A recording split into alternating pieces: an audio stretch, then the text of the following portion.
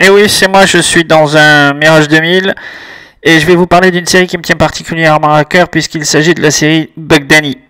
Allez, c'est parti, on envoie le générique.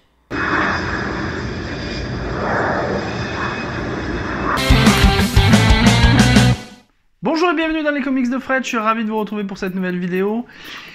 Et comme je vous l'ai dit dans cette introduction qui a demandé énormément de moyens de tournage, je vais vous parler de la série Bug Danny. Les Aventures de Bug Danny est une série de bande dessinée franco-belge qui a été créée par Jean-Michel Charlier et Victor Bunon en 1947 dans l'hebdomadaire Spirou. Depuis 1948, la série Bug Danny est publiée chez Dupuis Éditions et elle comporte actuellement 59 albums. Combien ? Les héros de cette longue et splendide série sont 3 pilotes de l'US Navy qui, aux commandes de leurs appareils, vont vivre des aventures absolument extraordinaires. Donc, on a bien évidemment le personnage titre Bug Danny avec ses deux comparses Sonny Tucson et Jerry Tumbler. La majorité des aventures de Bug Danny et de Tucson et Tumbler, ils couvrent une grande partie des conflits auxquels les États-Unis ont participé, que ce soit de la Seconde Guerre mondiale à la guerre en Bosnie. Pour comment a été créée la série de Bug Danny, il faut remonter aux sources, à ceux qui l'ont créée, c'est-à-dire Hubinon et Charlier. Allez, suis-moi, on va faire un bond dans les années 40. En 1940, Hubinon et Charlier travaillent séparément pour l'agence World Press. Puis ils vont s'associer et écrire un récit sur l'agonie du Bismarck. Puis, à nouveau, ils vont se retrouver pour écrire un récit sur la prise de l'atoll de Tarawa. Cet atoll avait été pris par les forces américaines pendant la Seconde Guerre mondiale. Puis, Hubinon et Charlier poursuivent leur collaboration et vont créer Bug Danny, qui va paraître pour la première fois dans le journal Spirou le 2 janvier 1947. Il faut savoir que le but premier de Hubinon et Charlier, c'était que la série mêle références historiques authentiques et actions débridées. En créant la série de Bug Danny, Hubinon et Charlier, ils vont prendre pour modèle les pilotes héros de la Seconde Guerre mondiale. Et cette suite d'aventures se classe d'emblée parmi les plus importantes de la BD franco-belge.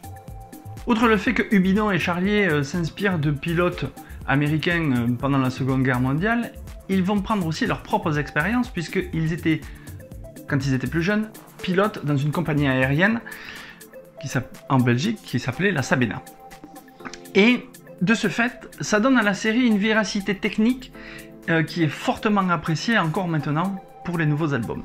Je le sais ça. Hein. Malheureusement, en 1979, la série s'arrête avec le décès de Hubinon. Mais cet arrêt ne sera de courte durée puisque Bergès, déjà connu dans le monde de l'aéronautique en tant qu'illustrateur, va réaliser 4 albums de Bug Danny jusqu'en 1988. Bergès commence une nouvelle aventure, Les Oiseaux Noirs. Malheureusement, celle-ci est interrompue par la mort de Charlier en 1989. Bergès s'est toujours refusé à vouloir continuer le récit car il ne connaissait pas les tenants et les aboutissants du scénario qui avait été engagé par Charlier. Mais cette hésitation fut de courte durée puisque le scénario a été repris par Jacques Dedoué et a été dessiné par Bergès. Nous voici en 2007. Bergès annonce que le 52e album sortira un an plus tard et que ça sera le dernier qu'il réalisera. Au numéro suivant, à l'album 53, la série est reprise par le duo Frédéric Zumbey au scénario et Winnis au dessin, et le titre de l'album 53 sera Cobra Noir. À partir de 2015, un nouveau dessinateur fait son entrée dans l'univers de Bug Danny. Il s'agit de Gilles Formosa, qui, depuis 2015, jusqu'au dernier numéro, le numéro 59 de la série, est au dessin. En voici quelques-uns.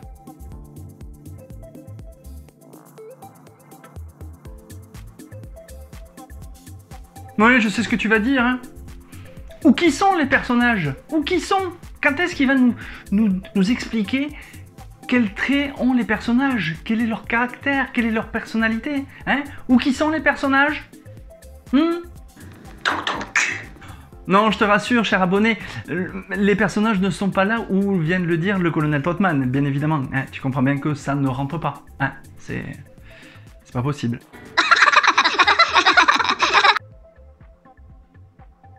Évidemment, le personnage central, celui qui porte la série sur ses épaules, c'est Bug Danny. Bug Danny, il est blond, athlétique, grand, c'est l'archétype dans toute sa splendeur du pilote de chasse et défenseur de la bannière étoilée. Après l'attaque de Pearl Harbor, Bugdani va s'engager dans l'US Navy. Il est réfléchi, courageux et il n'hésite pas à mettre sa vie en danger pour sauver celle de ses camarades. Il faut savoir aussi que le grade de Bugdani est celui qui va monter le plus haut au fil des albums. Sauf que, là dans le 59e album, le dernier, il est colonel. Si il avait suivi la voie normale et la hiérarchie normale, il aurait été général. Mais le fait que Bugdani, s'il avait été général, il aurait été bloqué. Il n'aurait pas pu faire partie de toutes les missions dans les futurs albums. Donc il est resté colonel. Et à chaque fois, il est nommé chef d'escadrille pour les aventures. Dans le 3e album, Bugdani est muté dans la brigade des Tigres Volants de Claire Chennault, où il rencontre Jerry Tumbler et Sonny Tucson, qui vont devenir, au fil des épisodes, ses amis. Deuxième personnage de la série Bugdani, c'est Sonny Tucson, que vous pouvez voir ici.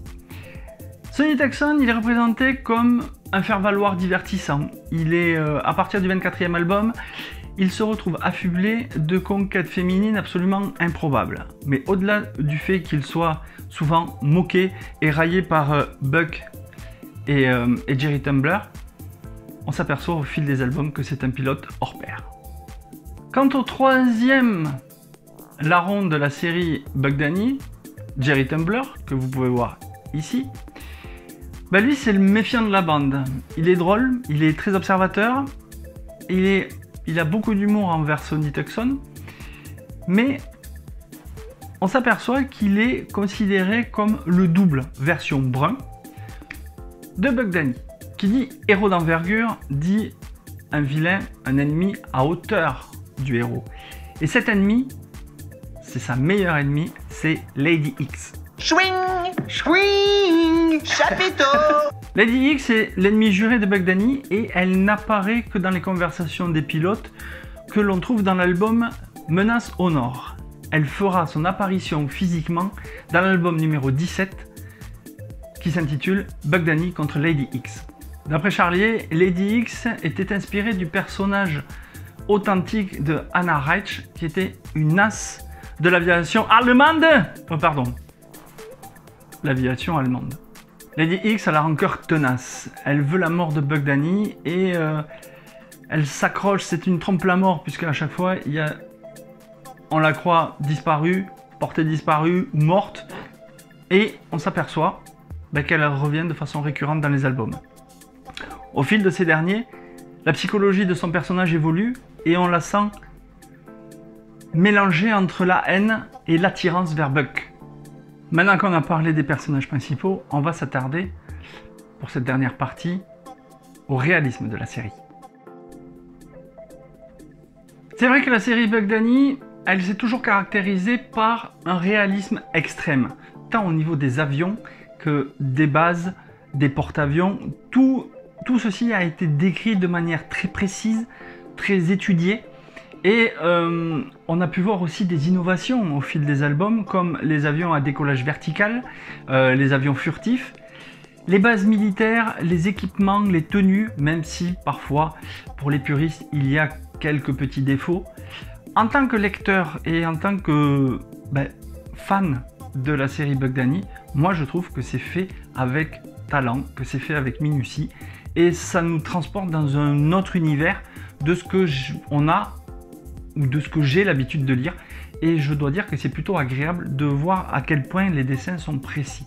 Quand des auteurs comme Charlier, Hubinon, Bergès font une série aussi précise, aussi réaliste, évidemment, ils se calent sur le contexte géopolitique de l'époque. Et évidemment, ça n'a pas plu à la censure, à cette putain de censure, puisqu'elle frappa la série lorsque la France avait participé à la guerre de Corée avec les États-Unis. Les 2 albums sur la guerre de Corée ont été purement et simplement interdits en France de 1954 à 1968. Donc, pour éviter ça, Charlier, qu'est-ce qu'il a fait? Il a inventé des pays fictifs qui se trouvaient dans des coins du globe qui étaient connus, et le fait qu'il ait inventé ces pays fictifs, ça rendait encore un peu plus la série exotique et palpitante.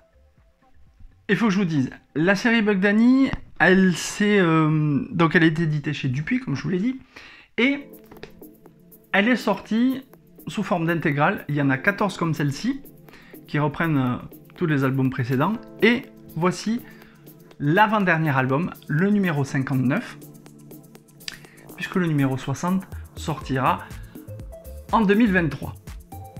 Au final, la série Bug Danny est une excellente série pour tous ceux qui aiment l'aventure, qui aiment l'aviation, et tout simplement qui aiment s'évader en lisant une bonne BD.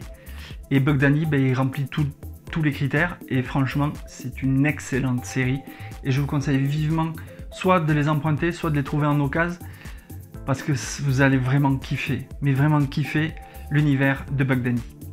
Voilà, cette vidéo est maintenant terminée, j'espère qu'elle vous a plu. Dites-moi dans les commentaires ce que vous pensez de la série Bug Danny, si vous en avez lu, ou si vous comptez vous procurer quelques albums. Moi en tout cas, c'était un réel plaisir de faire cette vidéo, et de comprendre les tenants et les aboutissants de cette série, et de vous les partager dans la vidéo. On se retrouve très bientôt pour une prochaine vidéo. En attendant, lisez des comics, des BD, et de la bonne BD, et surtout, prenez soin de vous. Ciao ciao. Alors à la prochaine fois.